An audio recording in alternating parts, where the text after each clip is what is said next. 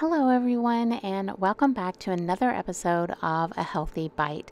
I'm excited to bring you today's guest, Deborah Dimare, interior design consultant, author, educator, and pioneer of the ethical wellness design movement.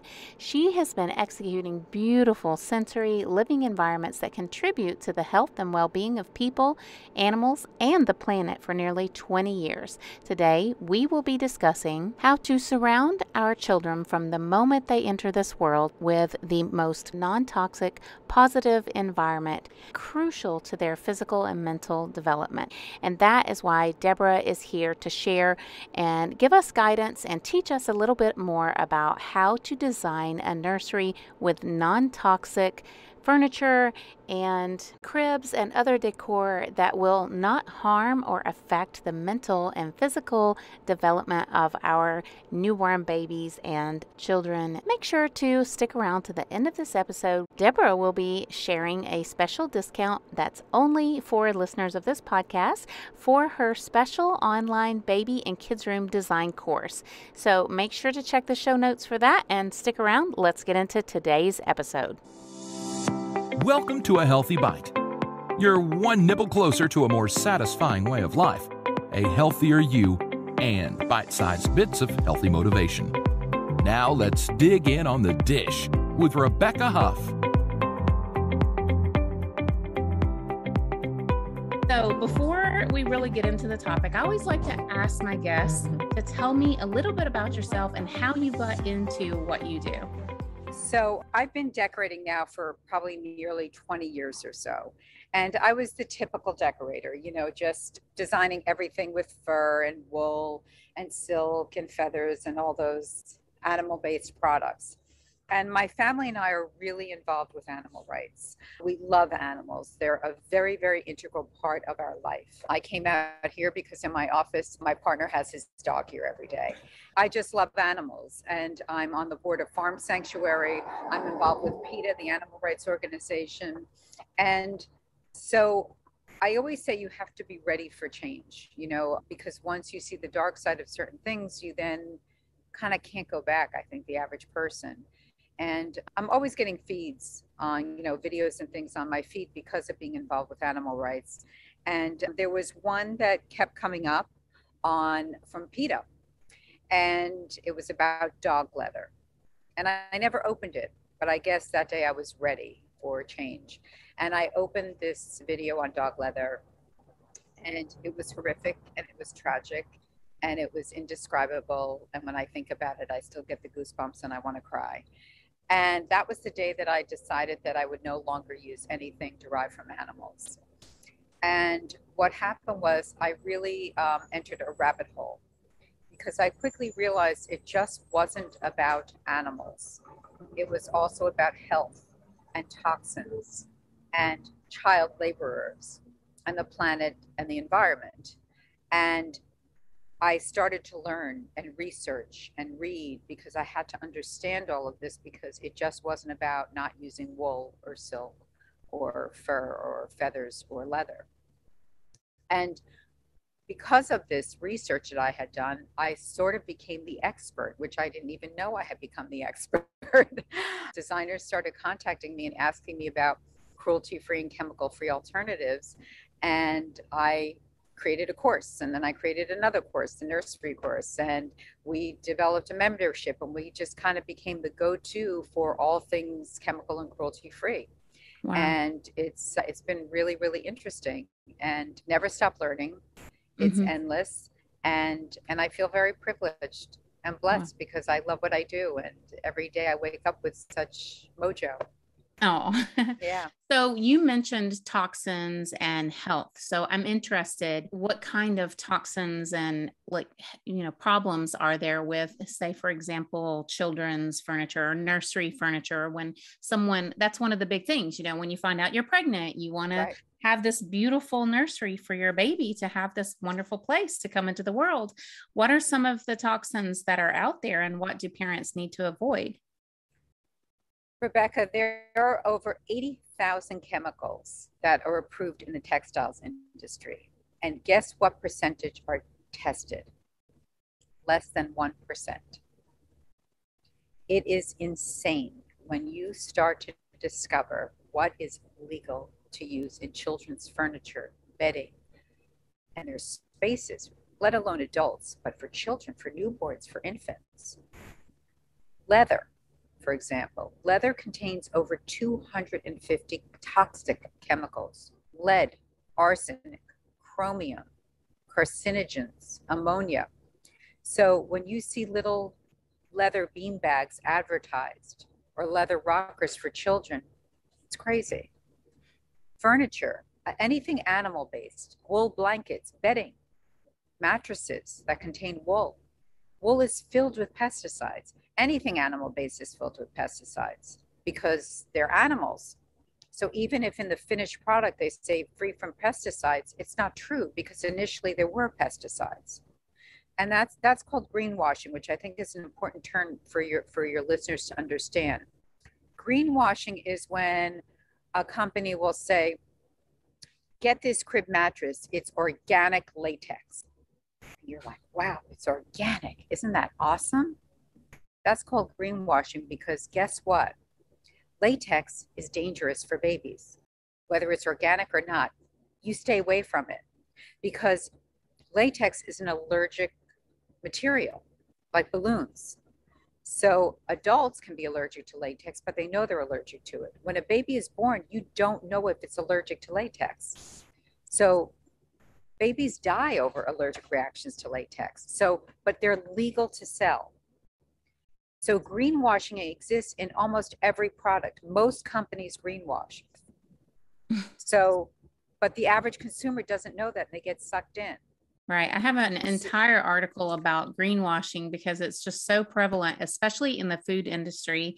And even my kids pick up on it. They'll slap gluten-free on anything like potatoes, gluten-free. Well, guess what? Potatoes have always been gluten-free, people. Hey, anyways. Right, exactly. So it goes, I mean, I have a list here. I have my little 9 toxic chemicals to stay away from. And they're PBTE flame retardants, which is one of the biggest contributors to intellectual disabilities, including autism. Much of our furniture and fabrics contains that. PFAS, I don't know if you guys have heard of that. It's called the forever chemical. It stays in your body forever. And it's in a lot of upholstery and it's completely legal. Formaldehyde, which is it's in many products. Never buy wrinkle-free sheets for children because the reason they're wrinkle-free is because they contain formaldehyde and it never goes away, ever. I have an article about that too. It's crazy. People think, oh, they're you don't have to no iron sheets. Well, there's a reason they're no iron. They're treated with chemicals. That's right. And and I think people also don't realize that babies sleep 75% of their time is spent sleeping in their younger years. And when we sleep is when our body grows and repairs itself. So whatever we're surrounding ourselves with, our body is inhaling and exhaling and being absorbed into our pores. So sheets especially. And here's another greenwashing thing, organic printed sheets. The sheet can be organic, but guess what? The dyes, chances are, unless they say they're non-toxic, organic, lead dye-free paint, it's not organic. You can equate it to, I always say, an organic apple. The apple might be organic, but is the red dye that they put on the apple after, is that organic? But yet it's being sold as an organic apple. So it's the same. So many loopholes. So many loopholes. I mean, azo dyes, same thing. Azo dye is a very, very, very dangerous dye. It's banned in Europe. To date, it's not banned here. So when you're buying sheets, if it doesn't say no azo dyes, chances are it contains azo dyes. So you want to stay away from that. I have here wool, as I was talking about before, contains a ton of pesticides. Very, very dangerous. Leather, pesticides. Silk, fur, pesticides. All these, anything animal-based, stay away from. Wow. Very, very, very dangerous for children. Phthalates, which I'm sure you've heard of also, it's a group of plastics. You'll find that in flooring and also upholstered goods, drapery, and lots and lots of products. Right. Well, that was going to be my next question for you. And I do want to hear all of the 9 things to avoid, but I'm curious as to what is the alternative, because I know pleather is plastic leather and it has its own set of problems. Yes, it does. So I always say there's like the hierarchy. To me, the best thing you can ever use in any space, especially a child space, would be a GOTS certified organic cotton. GOTS stands for the Global Organic Textile Standard, which you've heard of. That is the Cadillac and the granddaddy of all fabrics. And you would want to choose a GOTS fabric that is non-animal based. Now, people say, but it's not as durable.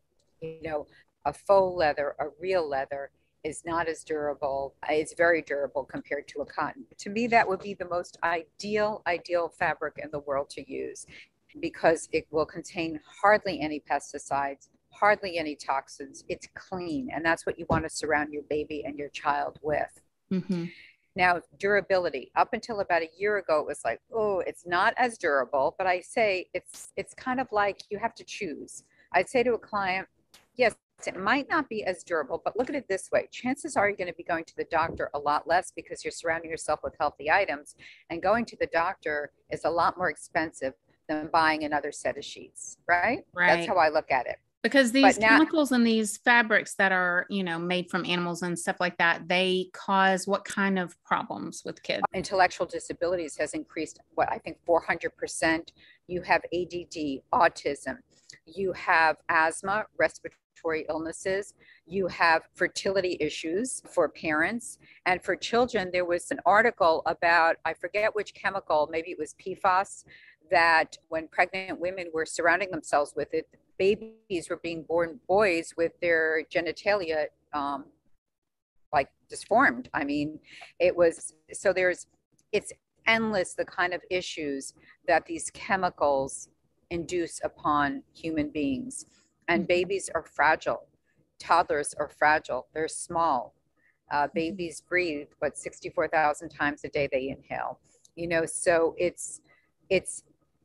they're treated as the elderly. They're considered part of the fragile population. The seniors, babies, and people with mental and physical disabilities are all part of the fragile population. And we're fragile too, you know, but for babies and toddlers, it's really incredible what is legally allowed to be sold to very believing and very trusting parents. Mm-hmm. So what you can do is, what I always suggest is that you have to become your own advocate. And I say education is power. It really is. You have to go into a store and know what to look for. You have to read tags. Don't count on the salesperson, because chances are they don't know. And many salespeople have never been asked these questions. You know, we put together resource guides for nursery, guides for parents. We put together guides for adults. And when we were calling the companies, confirming facts about products that we were reading, do you know, even the support staff at these big companies couldn't give us the answers because they had never been asked these questions before. So you really have to become your own detective and your own, you know, I always say no one is going to advocate for your child like you. That is true. And, right? You have to be, you're your child's advocate when they're in school, with what they eat, who they surround themselves with, and the environment they are surrounded by. So when you choose a crib and you choose a crib mattress, for example, you better make sure that crib mattress is, number one, organic, doesn't contain wool, doesn't contain foam, even Surdy pure foam, which is a bunch of garbage. There's tremendous off-gassing with that. You want an organic cotton mattress, something like a Nature-Pedic crib mattress, completely clean, no off-gassing. It also absorbs the water in the proper way. You don't develop bacteria, because bacteria is very dangerous when mattresses don't have protection on them, a natural, organic, non-toxic protection.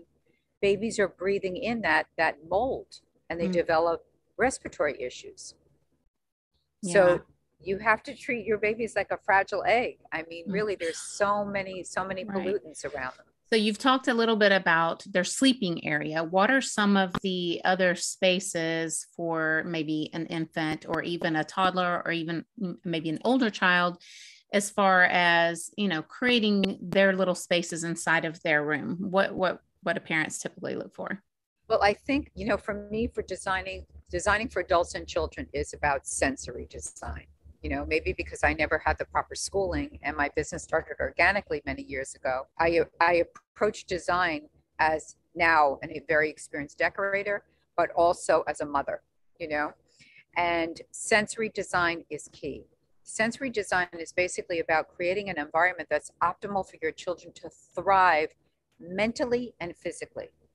We all are sensory creatures, and our environment shapes us and creates who we are. It's a very integral part of who we become. So for a baby and a toddler even, you want to create three areas you have to think of: a calming area, an area of focus, and an area of play. And you can create that in a closet. You don't need a big space for it. During COVID, I did so many interviews on homeschooling and virtual spaces for kids. And as I would say on those interviews, I'm saying to you now, a place for a child to be calm and have focus, let's say, could be something as simple as throwing a tablecloth over a little table and having them go under that. They're cocooned, giving them a little cushion to sit on, or a little chair if they need that rocking motion. If your child is very, has a lot of energy and they need things to anchor them, having a little rocking chair on the floor with a tablecloth under an end table. That's a great area for calm or focus, because they can have a book there, or they can just be zenning out. Right. In a corner, you can have on the floor books and little clear bins with toys in them with decals. You can put a nice little cushion there, and they can sit there, and they can also, that can be their time for focus. You can have squish balls. You can buy 100 of them for $2 on Amazon and have them all throughout the space. They're wonderful for children for anxiety or while they're trying to learn something, to squeeze. And as far as play, it's sort of the same thing. For play, you can create also these little bins, and you can put stuffed toys and things that excite them, if they like to draw, if they like to scribble, if they like Play-Doh. And you could just have these little pockets of spaces within a room. And it's perfect. Yeah, and so to me, it's like, and you can create these spaces also. Let's say you have a playroom as well, besides a bedroom. You have the bedroom as there is place for sleeping and perhaps for calming. And then if they have a little play area, that can be for play and for focus. Mm-hmm. And again, it can be in even sometimes putting a chair facing the wall as opposed to out to where they can see conversation. If your child has issues with concentration, there's all little tips and tricks. A lot of parents have very energetic boys. So having things like squish balls, having little roller, where you rub your feet at their little wooden roller balls, you put them under their feet and they can roll their feet back and forth while they're sitting in a chair. It's a place for them to release that excessive energy, because when their energy is released, then they can concentrate. So for a child with autism, who sometimes is very hypersensitive to touch and texture, so if they have a tag on their shirt, they can't concentrate because they feel that tag on their shirt. Well, if you get rid of the tag, now they can concentrate. So it's the same with neurotypicals, as we say, people without any issues. Wow. That is fascinating, really. And I know a lot of kids have even kids that don't necessarily aren't falling on the spectrum have issues with certain things like the tags or the seam across the toe. I mean, kids are very sensory. And I think they notice these little things, like I said, whether or not they fall on the spectrum. I think a lot of kids are aware of these sensory things. So that's a really good tip. Speaking of tips, I know parents are going to listen to this and they're going to be like, oh my God, I never thought about that. That's so scary. What do I do? How do I, because especially I feel like pregnant moms and, with our first pregnancy, it's just terrifying. There's so many things that can go wrong. There's so many choices to be made. There's so much to learn, and it can be very overwhelming. So where do parents start? What do they do? Okay. So I think the first place to start, is when you become pregnant. Congratulations. And you're like, oh my God, I want the most beautiful nursery in the world. I think the first place to start is big pieces first. That's what I always say, because start with the big pieces: the dresser, the rocking chair, the crib, if you're nursing, a nursing station. Start with that, and hopefully you choose pieces that aren't cute and trendy and theme-based. I'm not personally a theme-based kind of decorator, but I get it. And if your child is in love with Spider-Man at 4 years old, then yes, do the lamps with Spider-Man, do bookends, but don't buy furniture with Spider-Man, because guess what? Next week they could not be into Spider-Man and they could say, I can't stand Spider-Man. So it's the same thing with when designing a nursery for your soon-to-be child, especially if you don't know the sex. Gender neutral is huge now in design, because the trend is that girls and boys are no longer have to have the light pink and the baby blue anymore. I mean, you can still do that, but I'm just saying what the trends are. So when you're choosing furniture, choose nice. I personally choose adult furniture that it looks like adult furniture and it can be transitioned to adult furniture. I will buy a great dresser for someone, and then I'll just buy the changing table to put on top. That way, that furniture can last for 15 years. You know, when I buy a rocking chair, I'll make sure if I want the cushion to have a baby look to it, fine. But that rocking chair can be used by my child, or can be moved into another room when the child gets older, and it looks great. So think for the future. Don't think for the immediate now. That's number one. And buy the big pieces first. I love that tip.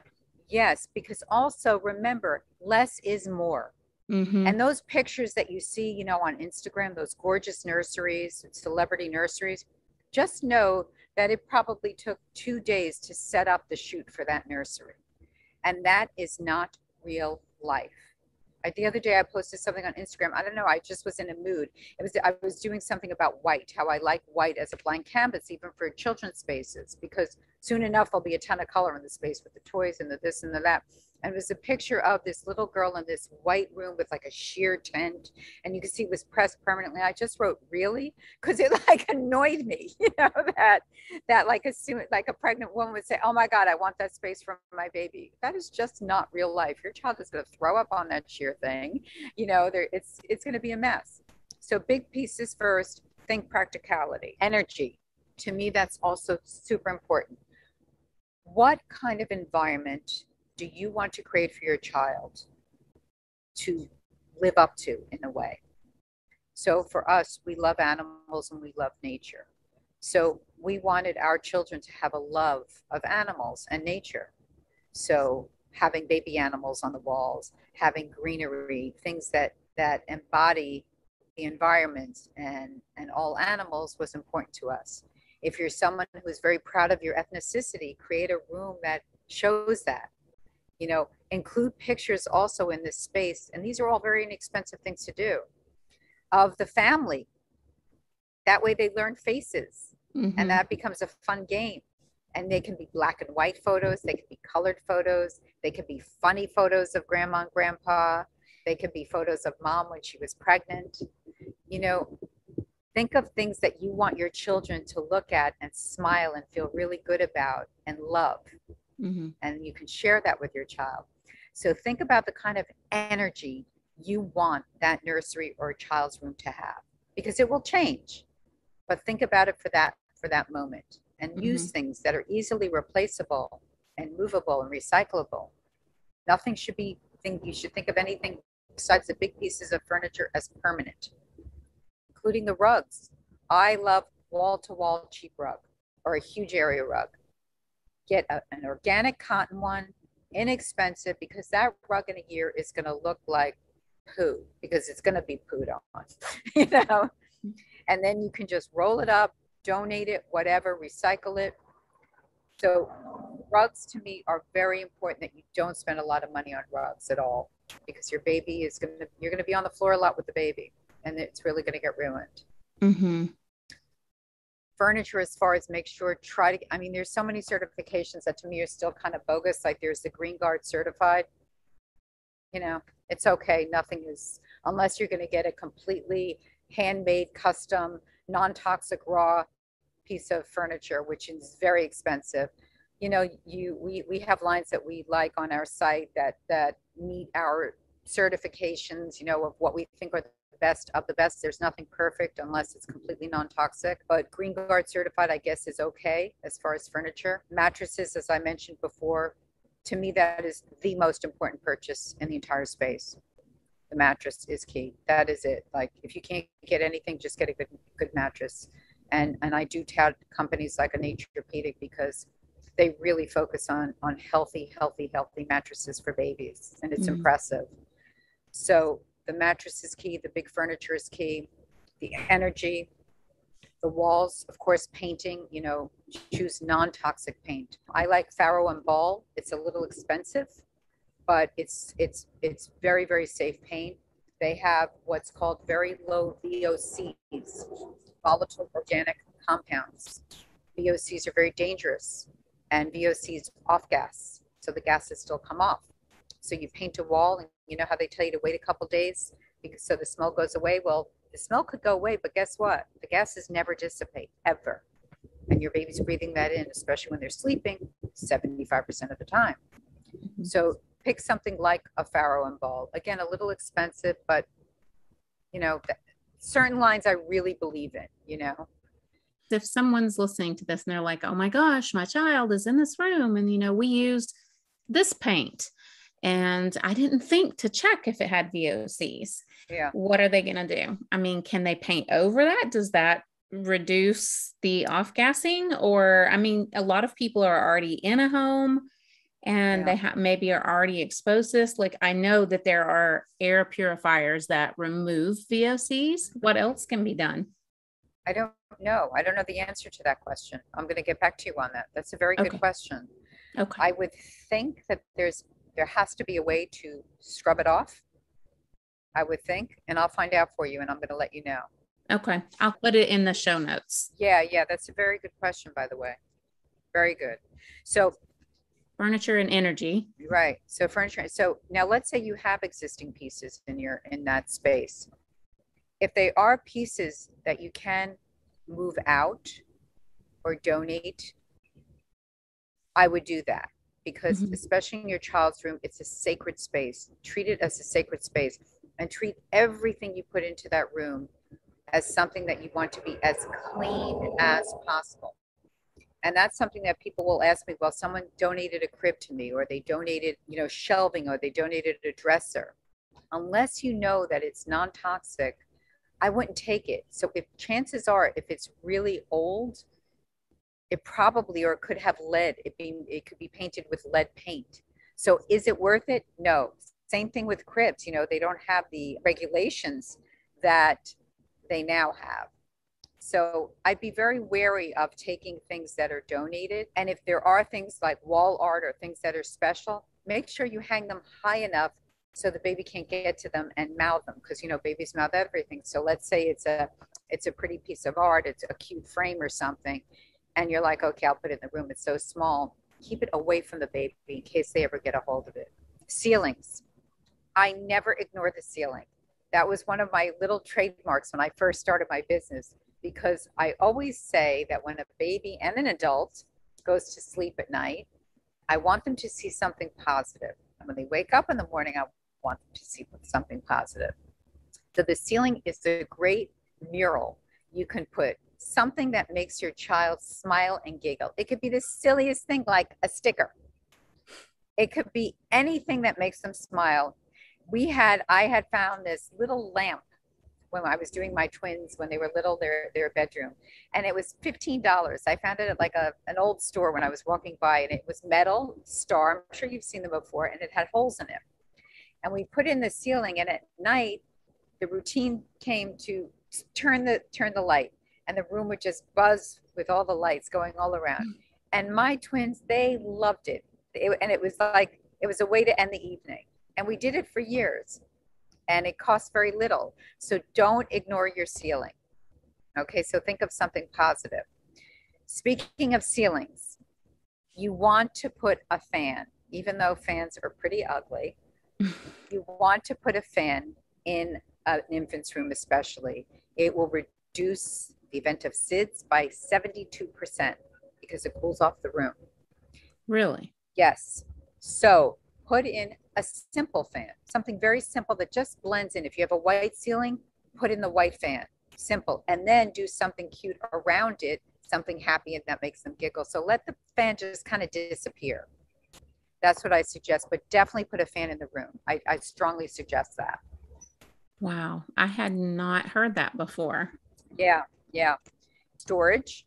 You want to have storage everywhere you can, every nook and cranny, because you can never have enough storage. So if the child's nursery is tiny, or even if the crib is in the bedroom with you for a year or two, think of storage. So any little piece of furniture you buy, it better have a drawer, it better have a shelf, it better have something. And of course, things on wheels are wonderful because that's also great for toddlers that have a lot of energy. You can get the little storage bins on wheels, you put stuff in it and you let them go back and forth motion, back and forth, back and forth, back and forth, push, pull motion, push, pull. Very good for children with a lot of energy. That's a great tip. I never thought about that. Yeah. Awesome.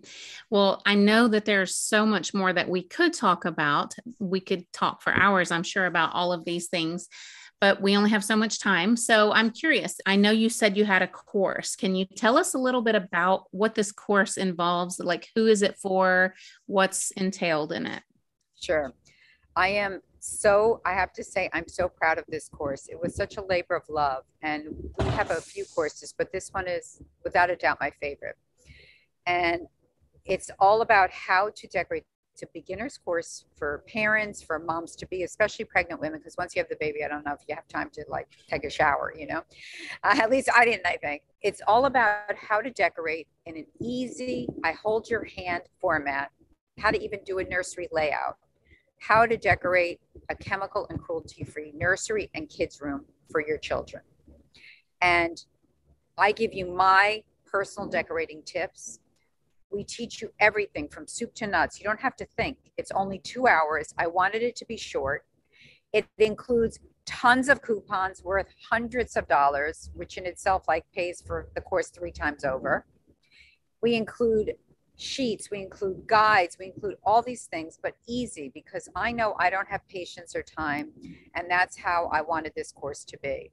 I also, in the course, not only am I in the course talking about chemicals, talking what to look for, what to avoid, how to decorate, literally how to approach it. I talk to you about patterns and fabrics and colors and how to mix, how to match, how to create gender neutral, how to create a girls' room, a boys' room, themes, everything. I go over all the decorating stuff.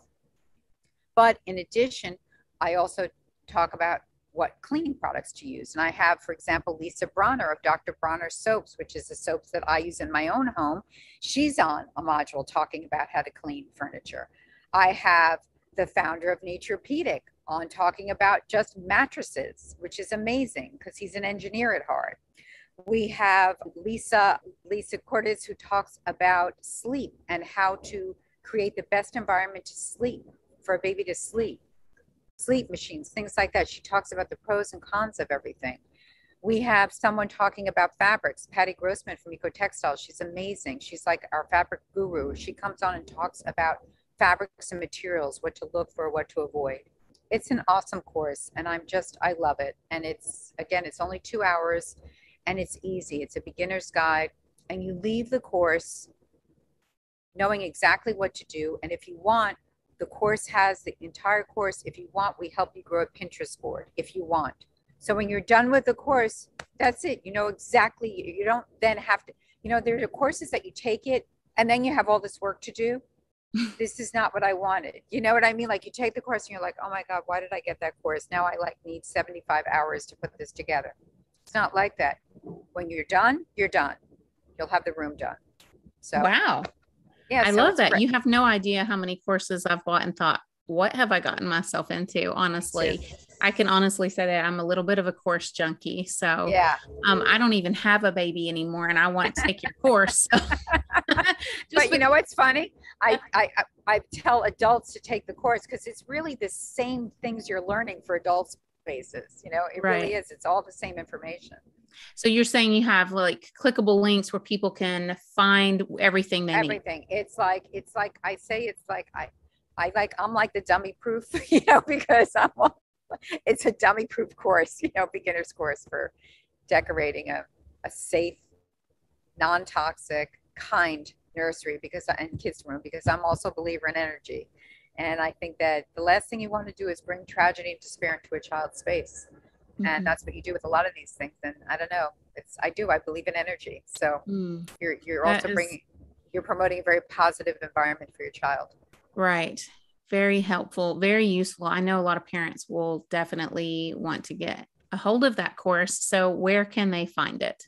They can go to Dimare Design, and we have a nursery page. And on the page, you'll see the course right there. You just click on it, and we give you a discount, which I'll give you the coupon code for 25% off the course for your listeners.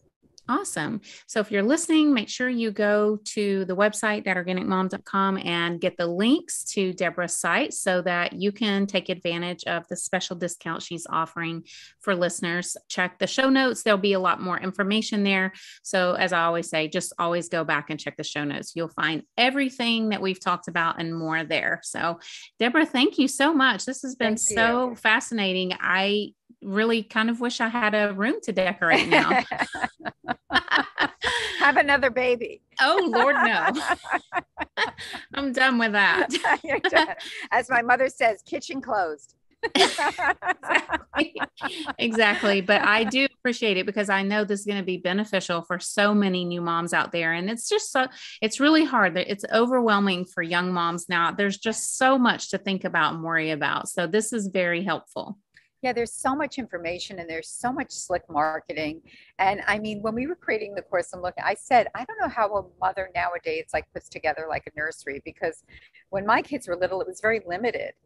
It's kind of when I was pregnant, there was one maternity store and the dress cost $300 and I wore it to death because there were no, it was like such a novelty to get a maternity dress. It was like my big expense, And so it's overwhelming, and I don't want it to be, and it shouldn't be. So I really bring it in for you and I think it's about holding your hand and just saying, trust me, I have the experience. This is what I think you should do.